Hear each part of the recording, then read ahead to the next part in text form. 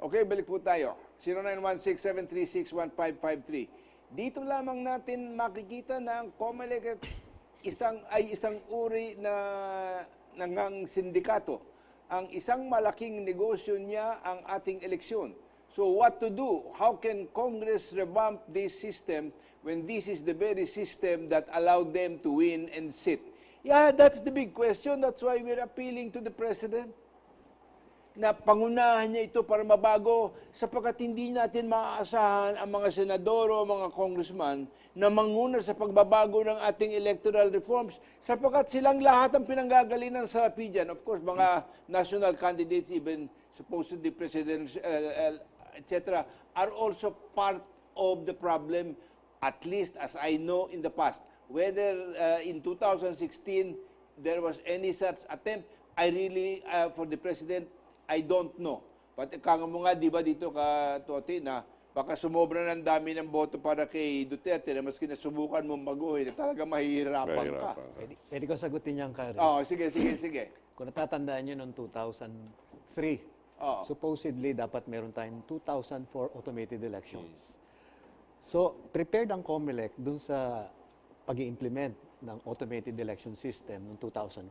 Pero, in-stop yan ng Supreme Court noong January. So, ano nangyari doon sa automation? Set aside. So, bumalik sa mano-mano. Ngayon, gusto kong bumalikan yung sinabi ni Katoti, no? yung hybrid. Kung hybrid yan, no? Mano-mano ka uli. Sa presinto. Sa presinto, na nangyari noong 2004. Remember, prepared ang COMELEC para doon sa mano-mano.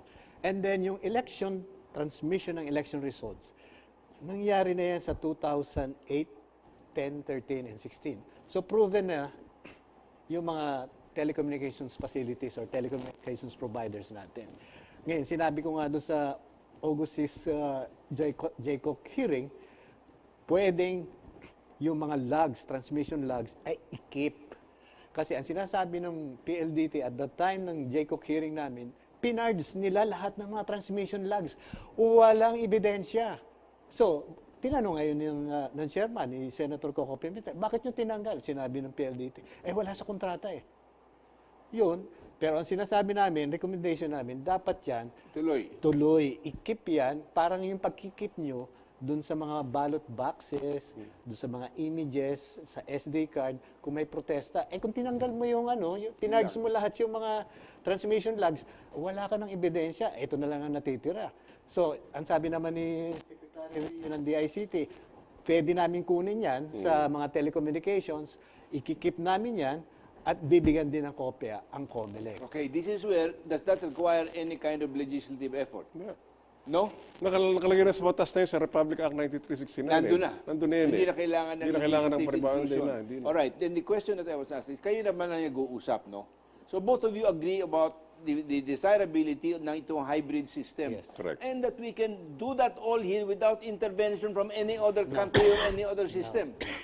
Kayang-kaya natin. Kaya-kaya. And it's going to be so much cheaper. Exactly. Sabi pa nga nito nakaraang hearing kahapon nung na panukala ni Secretary Eliseo Rio na yung nabili na nating PCOS machine na sa taong bayan na yan, tayo may pag-aari niyan, pwede na natin tanggalin na Smartmatic na dyan at gumawa na lang ng panibagong programa ang mga Pilipino. We can then use a different software. Software. Gamitin na lang natin yung makina pang... But we can use the machine. Yes. Ayan pala eh. Pwede ka pala, kaya pala. No. So, what does it need? Political will. Yes. Ayan. And this is where we're saying, Mr. President, pwede ba sa awa mo at pagmamahal mo sa taong bayan at sa bansang ito, pangunahan mo, exercise the lead. And I can tell you something, and I think I can say this without fear of contradiction. If the President will put his fingers into this electoral reform and honestly follow the recommendations that are being made here by the Philippine Computer Society plus AES in terms of setting up a foolproof system, you know, pwede ka nang ilagay, gawin ka santo kung mangyayari yan. But I was telling Doc Celis here that one of the things that I'd like to see, though, in the hybrid system is also an automated auditing system that should run alongside with that, which will then enable automated intrusion, not human intrusion, but automated intrusion if there is something wrong going on. Pwede ho nating kunan ng suporta ang DICT regarding the Yes. automated And working auditing with system. DICT Yes. to set up that system. Right. Pwede pa ba yan for 2019? Kayang-kaya. Pwede Kaya- yan. kaya Marami yan. pa tayong panahon. Ano bang buwan ngayon? Agosto? O meron pa tayong mga 8 buwan para makarating dyan. Ngayon, kumpisa na nga ngayon eh. With or without their permission, COMELEC, DICT can organize a workshop on that in a matter of 1 In month. other words, okay, then Mr. President, maybe what you should do is order the ICT. Proceed. Okay. Yes. Work with these people, set up that alternative system, Correct. and make sure it's available for the 2019 election. And they can collaborate with the Department of Science and Technology. Yeah. Dahil may pondo rin sila for research. So Ayun, pagsasama mo na lang yung dalawa. So all the ingredients are there. Yes. But to be able to make it. All right, 0908-232-9005. 2 thumbs up. Yon ang katotohanan. Minamanyobra ng COMELEC ang halalan dahil sa suhulan. Mga gahamon sa pera. You said it, and unfortunately, I have to agree. Yes. Walang halalan malinis sa kahit anong bansa. Dito ako nalulungkot kasi tayo mga Pilipino. Astig tayo, kala natin galing-galing natin. Mga galing pala tayo sa kalokohan eh. Yun ang nakakalungkot kasi yan talagang nasisira ang pangalan ng Pilipino. Gusto kong dagdagan yung sinasabi nyo Oh, go ahead. Ito si Sixto Brillantes. Sabi niya, may mga source code kaming gagawin dito sa sa COMELEC. Pero nung time niya, noong 2013, 3 days before the elections, dumating yung source code. Paano pa yun Marerepasuhin sa tatlong araw. marerepasuhin yun? At saka ang forma niya ng source code, CD. Oh. Ano gagawin sa CD? Hindi source code ang tawag doon. Binigyan mo lang siya ng parang CD. Ano laman ng CD na yun? Malay mo, video lang yun eh. Ang pagkoconduct ng source code, at the very least, 6 months. Yeah. Ngayon, ang sinasabi nga namin sa IceWatch dyan, ang source code review will be your basis kung tama ba yung takbo ng programa. Walang source code review na ginawa ng 2008, 2010, 2013. Ikaw naman. Pagdating ng 2016, wala rin. Bakit kamo? Sinasabi nila. That's tokenism what he was doing. He wanted to just be able to say, bigyan ko ng CD. Lelang mong panot. Wala yung... hindi pa naman siya panot. Kanya lang. Maputi lang ganun ang na rin, buhok. Maputi na ang buhok. Mabuti lang ang buhok. Pero Kare, puno-puno pa ng pero Kare, ito- kabalastugan. Noong time ni Bautista, itong sistema, nag-conduct siya ng source code doon sa isang eskwela niya sa Taft Avenue, sa Lasal, Pero hindi naman nabuo. Bakit kamo hindi nabuo? Meron pala siyang DNS servers. Meron pa lang siyang mga regional hubs. Hindi naman na source code review ito. Ang mas matindi rito, merong intervention dito yung Amazon. Ano ginagawa ng Amazon dito? Ay, Sa out of the Pilipinas? country yan Wala. Violation So, na tell yan. me the Violation system na. is vulnerable. Wala. No, This was no, not not only that. declared by COMELEC. Yeah, Never. violation yan ng Data Privacy Act. Kasi itong datos na to, hindi mo pwedeng ibigay sa ibang bansa na walang permiso nung mismong... Was that by hacking by Amazon? No. Pero to send sensitive information on a third party, you need the permission of No, the... what I'm saying is, paano nakuha ng Amazon yung data? That's another question. Why Bakit? did they send it? Was there processing? Nagpadala ba ang COMELEC ba? Ang Yung sagot- mga systems natin, nagpapadala doon. Wow! That means talagang hindi natin alam yung software na yan. Hindi, ang sagot Wala nila, naka-build in ang doon. sagot daw nila, pinaka-competent daw na provider daw, ang dayuhan, hindi daw ang Pilipinas. Parang ginagawa naman mo ko yung mangmang eh. Pero hindi yung declared ng COMELEC.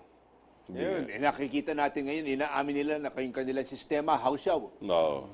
Ayun ang sasabihin nyo ngayon. Ang pangatanga rito, yung mga nasa banyaga. Mga banyaga na hindi nalalaman ng kanilang ginagawa. Because sometimes, as people have said, Smartmatic is part of the overall worldwide system to influence all kinds of elections in different countries. Kaya nagkakagulo ng ibang bansa. Kanya nagkakagulo. 0910-372-1395 from CG Lens. Sana mapalitan ng bago yung Smartmatic kasi bolok na ho yan. Matagal na natin Matagal sinasabi. sinasabi, yes. Kanya lang, ang talagang kalaban natin dito is the whole political body Yes. and members of the political parties who want to control what happens in the elections. At yun ang kanilang pinanggagalingan. Bakit? In their desire for power and influence, they are willing to sell their souls to the devil. Eksakto mundo. Yan ang talaga pinakapunot. Ganyan talaga ang punot dulo niyan. Power and money. Saka ba naman nakakita ka rin ng Project Management Office, hindi pinaalam sa publiko na meron palang mga regional hubs, meron palang marami pang DNS service, meron pang mga Amazon. Meron pa Bakit sisingit. ganon? May sisingit pa ng technician doon, papalitan yung question Enye. mark ng enye. Saka ba naman nakakita ng klaseng... Yun ang nga ang problema dito. Alam mo, I have been saying it. The problem with the COMELEC is they have insisted on being allowed to intrude in the process at will. And they themselves are the violators. They themselves are the violators. They're the ones And doing... that has been proven in all the evidence that Yes. you guys have been presenting. Yes. They have been violating the 9369 ever since. Yes. Eh, paano tayo ngayon dyan? That's why nga sinasabi namin kay yung draft na ginawa namin with the Office of Senator Gordon, binigay namin kay Senator Coco Pimentel, pag-aralan itong mga Ay, nako, I'm Amendments to the sorry. I law. am so disappointed with Coco Pimentel. Ay. Why did he stop Glenn Chong from talking? Sa kanya pa nanggaling. To me, that reasoning is absurd, except that the possible motive might well be, alam niya, mga kasama niyang party members are going to be affected, or maybe he himself. Yes. Pag hindi makapag-intrude doon, baka matiyak na hindi siya manalo. I cannot tell. I don't know. I really don't know what his Highly own following suspicious yun. is. Highly suspicious. Okay. From 0910-456-8036. Good evening. Walang kibo ang COMELEC at administrasyon sa Smartmatic kasi sabi nga, weather lang ang panahon. Pero pera at manipulasyon pa rin ang pakay. Salamat. I know, but are you going to sit down there and do nothing about it? Why don't you make noise? Why don't you begin to talk? Why don't you begin to send messages?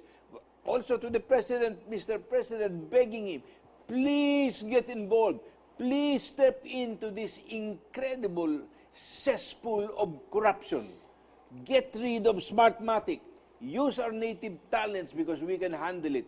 And there are people around here who have no other motive than to help this country. Si Totin and then si Dr. Celis, wow, they're willing to help. And the DIST and the DICT and the they're OST. willing to get involved. Yes. DOST. Everything is there to be able to do a good job out of our elections. You know, sa akin tingin talaga, Mr. President, if you can do this, and I know that it will come at a great sacrifice to you, but if you can do this, I don't care if you don't do anything else for the rest of your term. But this is going to be such an incredible gift that will restore the pride of the Filipino in himself. And maybe you will see a turnaround in attitudes that if you could do this, if you could dare to face up to the political consequences of doing the right thing as far as elections are concerned, because there is a greater interest than individual power and popularity here. And that is doing the right thing and exercising that political will to do that. Wow! What an incredible achievement. At maski na ako, bow down sa inyo ng buong buo. Sasama kami dyan, Ikato. No? Kasama tayo lahat dito because our theme for the last 5-10 years has been electoral reform. Huwag mong kalimutan, Simigo, sa lahat ng programa dito, nadinig ninyo sa akin kasi 5 taon ko na sinasabi ito, mahigit. No reform greater than electoral reform is what we need in this country. Until the time comes na ika nga nila, yung halalan at yung boto ko, alam ko, binilang ng tama at napunta sa tamang kandidato. Manalo man siya o matalo. Manalo, matalo yun. If I may add, Ray dyan, I was invited by the Consultative Committee for the review of the 1987 Constitution para mag-draft ng federal Constitution. So, my topic as a resource person was all about electoral reform. Oo. So I was grilled there for 2.5 hours. And my message and recommendation is to have public counting, whether it's by automated means or manual means. Kinuha ni ni Father Rani Aquino ng San Beda, yung Dean of College of Law. Sinabi niya doon sa one sentence, blah, blah, blah, blah, in whatever manner. Tapos napasama rin ito doon sa draft Federal Constitution, Article 5, Section 2.b, yung suggestion namin na dapat verifiable yan mismo by public. Presinto pa lang dapat yan na verify na. At least, yung COMCOM nakikinig. Pero itong COMELEC, hindi. No, they are so manhid and so hard-hearted and so corrupt na pera lang talagang sinasanto eh. So, lahat ng kanilang ginagawa dito is for sale. That's why they look for all the means of being able to intrude into the process. Hanap buhay na nila yan. Hanap buhay. Palabigasan number 1. At yan ang ating kinalulungkot dito. From 0908-239-005. More Power Heartbeat Live. Thank you very much po sa inyong and I just hope na maski na kayo mapukaw, let's wake up. Finally, it's time for us to wake up in this nation and demand clean and good elections. Get rid of Smartmatic. What final statement that you might Panawagan lang want to namin sa say? mga tagapanood. Tuloy nyo na yung pagte-text. Sabihin nyo na sa Pangulong Duterte, palitan ng Smartmatic, palitan ng COMELEC. Sa akin, kung nakinig yung 21 member bago sa CONCOM na dapat verifiable lahat ng mga resulta doon sa presinto, COMELEC dapat makinig dyan. Pati yung Joint Congressional Oversight But the point Committee, is, dapat yan may last say. but even without the CONCOM, that can be done now Yes. without any amendment to the Constitution. Yes. Tama yan. Pwedeng gawin. But we've run out of time. I'm Sa sorry for that and I hope na you enjoyed our program. At marahil nakikita ninyo ang hinaharap namin sa inyo, hindi mga mangmang, kundi tao, mga talagang tunay na nakakaalam at naiintindihan ang kanilang sinasabi at ginagawa. Thank you for listening and may God bless you and this nation and the President and all those who serve. May their hearts be transformed by the Lord. God bless you and we'll see you next week.